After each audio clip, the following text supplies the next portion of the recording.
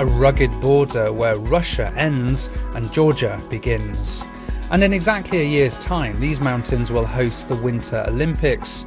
Today, the Georgian side is an increasingly popular destination for skiers looking to get off the beaten track. One way is heliskiing. A helicopter drops skiers on the top of a mountain, which they then ski down. The main advantage of Georgia, these skiers say, is that it's about a quarter of the price of heliskiing in the Alps, and with no other skiers in sight.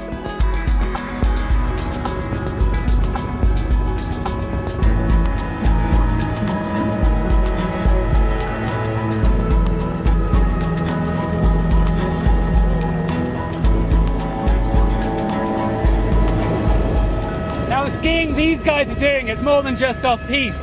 They're going through forests, they're going over rocks, they're going down cliffs. Pretty impressive.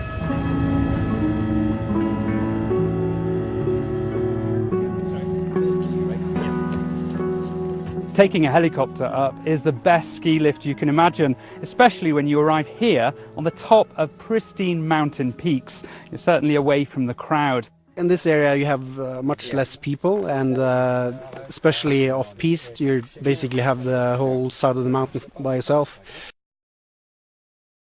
In the Alps you always compete for this now. The infrastructure of skiing is that you have a lift and gondola network. With a heli you have your own lift the whole time, all day. And there are varying degrees of access, but clearly today we've got great access because we're being dropped off and jumping around all over the place. If, like me, you don't fancy skiing off a cliff, you can also opt for the 60 kilometres of piste at Gudauri ski resort. It's an hour-and-a-half's drive from the capital Tbilisi, so pretty easy for travellers in the region to pop up for a day or two skiing. One of the great things about Gudauri is that the piste is south-facing, so you get constant sunshine. But also we're very high here. A lot of the runs are above 3,000 metres above sea level, which means that the snow is really reliable right throughout the season. And once you get to the top, the view is absolutely spectacular.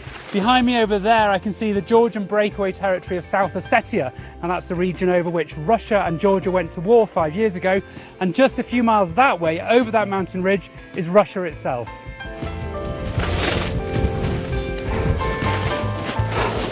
Conditions are absolutely perfect. Blue skies, lots of sun, and the snow is just great. Before the collapse of the Soviet Union, Gudauri was one of the most popular ski destinations in the former USSR and a training ground for the Soviet Winter Olympics team. But during the 1990s, Georgia was racked by civil war and economic chaos, and the tourist industry collapsed. Now though, Georgia's government has taken over Gudauri, investing $30 million in new lifts and infrastructure, and giving hotel operators financial incentives to open here. It's all part of the government's plan to boost tourism, in particular by focusing on skiing.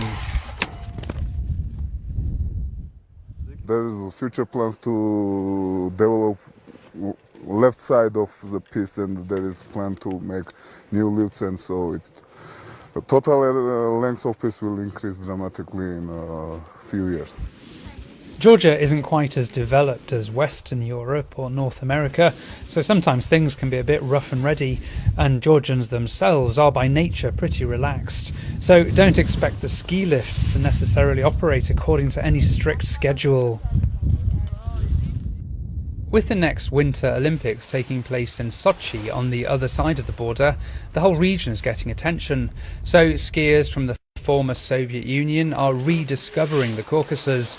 Almost a third of the skiers in Gudauri come from Russia or Ukraine. Georgia is cheaper, a lot cheaper, and it's much more colourful. You really experience the national character with the people here and the food they serve. A day's ski pass costs just $18, almost a quarter of the price of similar-sized Swiss resorts, and hiring boots and skis for the day, just over $20, half the price of Switzerland. Hotel rooms typically cost between $100 and $200 a night. The main drawback, though, is that with just 7 lifts, Gudauri is small, so not really enough for a long holiday.